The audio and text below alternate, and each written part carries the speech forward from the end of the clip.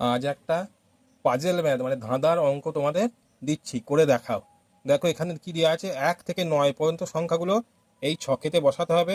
এমনভাবে বসাতে হবে যেন প্রত্যেক দিকে এদিকে যোগ করে 15 হয়, ওপর নিচে যোগ করে 15 হয়, কোণাকুণি যোগ করে 15 হয়। কোনো সংখ্যাকেই দুবার ব্যবহার করা যাবে না। এবার তোমাদের আমি ভাবার সময় দিলাম, একটু ভেবে নাও, তারপর উত্তরটা বলে দিচ্ছি।